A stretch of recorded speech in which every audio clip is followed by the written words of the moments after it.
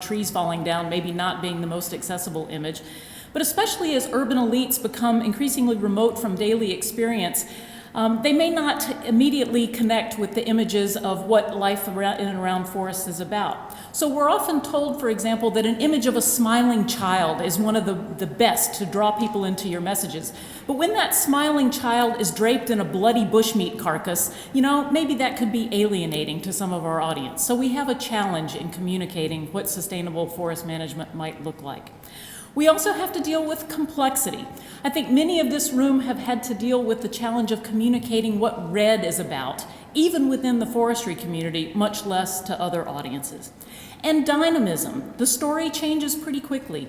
Yesterday afternoon at our AFP event, we talked about how the storyline on the Indonesian government's law enforcement efforts to deal with illegal logging changed completely within just a matter of years. So we have to be updating our messages on a regular basis. But I do think that there are opportunities that we're not fully capturing to link forests to key societal objectives not traditionally linked to forests, and to do so in new fora. So, when I was a child back in the 60s, there was a famous bumper sticker: "If you want peace, work for justice." Well, I think we can appropriate that basic style for the forestry agenda and talk about, if you want X, fill in the blank, conserve forests. So X could be food security, because forests provide hydrological and pollination services to agriculture. X could be poverty reduction, because forests provide diverse income sources to rural communities, and we have new research showing that that can be, on average, 24% of rural household income comes from forests. X could be mitigation of climate change because of the carbon storage function of trees and vegetation and in soils. And X could be resilience to climate change because forests can stabilize hillsides and coastlines from severe storm events and also provide resistance to land fires. Another issue related to new messaging is that we probably shouldn't try to create a wave of attention on issues that are of importance to us, but instead try to surf the waves of attention that may already be out there.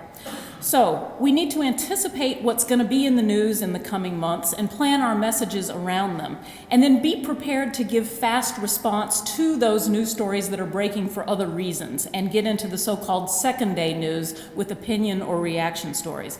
So for example, we're currently following the media in the run-up to the Durban Conference of the Parties and the UNFCCC in December, and preparing ourselves and getting pre-positioned to respond to what's likely to be the news in December. Another example of using these new messages in fora would be the issue of food security, which, as we all know, is something that's very high on the public agenda because of rising food prices and famine in the Horn of Africa. I think under an old approach, our message would be a very narrow one on the direct contribution of forest products to nutrition, forest fruits and caterpillars and honey and that sort of thing. But I think we need to broaden our perspective and also to include the role that forests play in providing cash income to communities with which they can buy food to ensure their food security. And maybe even more important, stress those environmental services that sustain the productivity of mainstream agriculture. We also need to revisit how we frame issues. For example, for many years, the bushmeat harvest issue was framed as a challenge because it led to threats to endangered species. But in fact, there are many species that can be harvested sustainably and are, importantly, a source of food security for many rural people. So there's an opportunity to reframe. And then also, where do we extend our messages? It doesn't make sense to talk about forests and food security in a meeting like this, where we are all already converted believers in what forests can do. Instead, we need to take our message to other fora, such as agricultural-related events, and get that message on their agenda. Another dilemma that you may hear other speakers this morning talking about is the so-called love versus loss dilemma. There is a storyline or a conventional wisdom that goes that we have alienated many of our audiences because our messages are so often doom and gloom. We're always talking about deforestation and extinctions and things are, bad and getting worse, and people just turn off our messages. My communication team feels that while it is true we always need to give people hope in our stories and give policy prescriptions for what can be done, but we shouldn't try to hide the bad news. And in fact, the credibility with our audiences will really lie with our striking the right balance between the bad news, which may be the reality, and the good news that there are solutions that can be pursued. Now, I'm going to switch gears and talk about new media and how C4 has tried to take advantage of new opportunities and overcome challenges. So what's changed since I entered this profession? First of all, there's a decline in people reading traditional publications, and there's good data on this, at least from the United States. People are much less likely to read a newspaper for their news, they're much less likely to read a book from cover to cover, and increasingly are getting their information from other sources. There's also been a decline in traditional news coverage. The big news outlets are no longer posting full-time correspondents all over the world. They no longer have budgets for lots of original news gathering, and so they're open to content being provided by others. I don't need to tell you about the globalization of internet access and the rise of social media. We've got 2 billion people on the internet now and rising, and almost half of those are here in the Asia-Pacific region. So this is a whole new avenue of how to reach people. And interestingly, this has been accompanied by a decline in the costs of production of content. Used to be to put your own video together, you had to purchase a $40,000 camera. Well, now you can get a video camera for about $4,000. So by a factor of 10, the costs have come down in doing it yourself, which leads to an opportunity to be your own CNN. In a traditional communications model, communications were seen as like throwing a pebble in a pond, and you make a ripple that gradually expands outward. This image is of a cover of an award-winning annual report from the CGIAR from a number of years ago. But in this model, information transfer is essentially unidirectional from the producer to the consumer.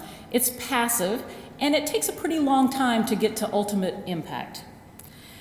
In a new knowledge-sharing model, we take the image of a hurricane. And in the same way that a hurricane draws its strength and energy from the warm water that the wind flows over, in this communication model, the energy of the message derives from the interest of stakeholders, the demand that are out there in internet world. And so in this model, the output from your organization, and for this I just put C4 in the center, is surrounded by concentric circles of stakeholders, which in the immediate circle within the organization, then among key partner organizations, then in the wider research and development community, policymakers and donors, and finally the media and the general public. Key fundamentals of the model are that A, it is web-based. It draws its strength and interactivity from the online community. It combines, though, with traditional outreach methods, publications, news media, in other ways that I'll describe in a moment. It is very much demand-driven in that we try to tailor both the message and the medium to the preferences of stakeholders. It is based on shared platforms and shared content with other partners so that you're using multiple vehicles as well as drawing on multiple sources of content.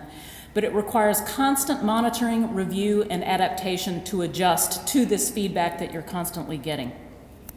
So we started out a little over a year ago in developing a new model of a website for the community interested in forests and climate change. And to design this website, we looked at the features of we thought were the very best websites doing what we wanted to do. So we looked at how Amazon sells books. We looked at the National Geographic website and put together a website on forests and climate change that encapsulated those features. And you can see the monthly visits to the website have been steadily increasing.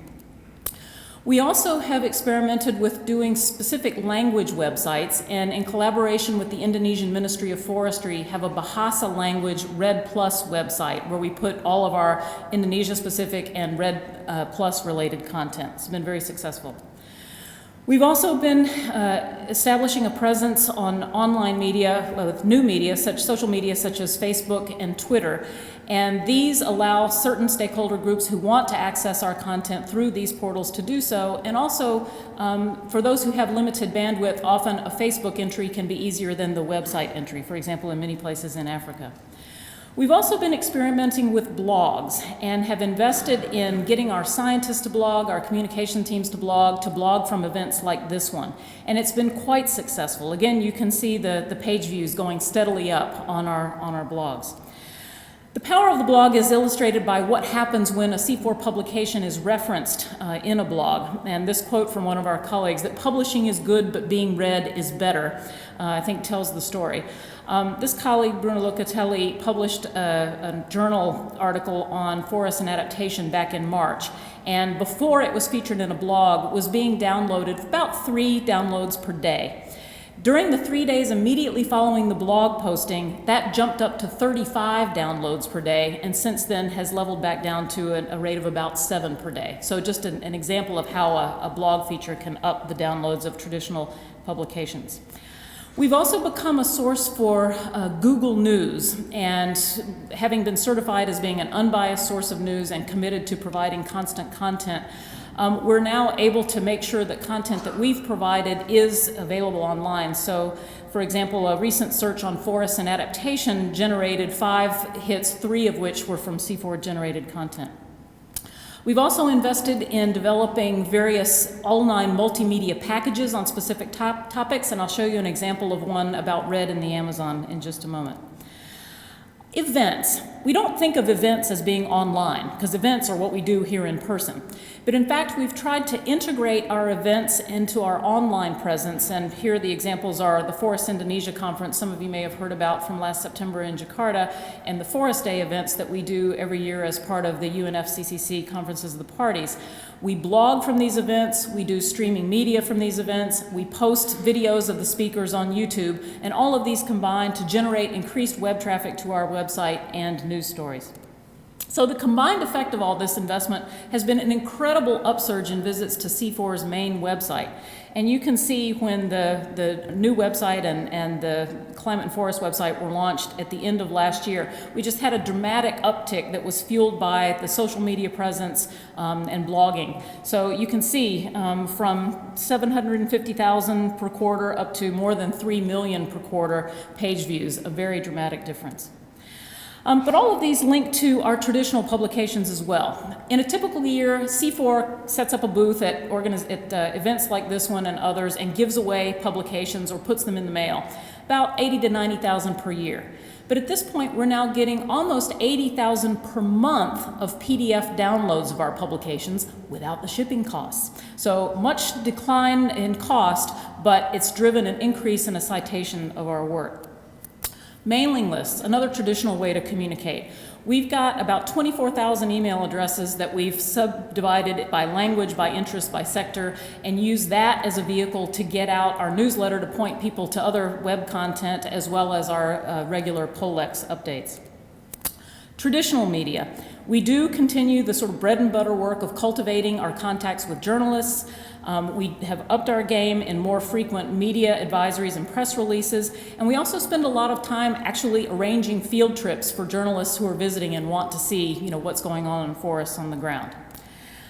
We've also invested in training journalists in these complex issues like red. And so, for example, in Indonesia over the last year have conducted 2 workshops, one in Bali, one in Kalimantan, and funded 19 journalists from the regions in Indonesia to come to Jakarta for the Forest Indonesia Conference in September. And as a result, got more than 70 stories in the media from that conference.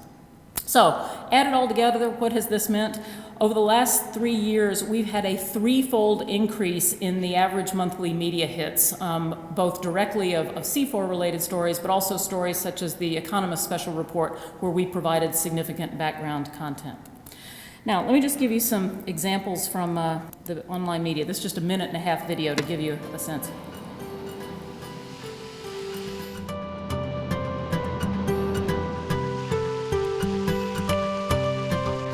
The idea behind RED is we need to keep the forest standing and avoid the deforestation. Basically, this would be done through payments to forest-rich countries to not cut down their forests.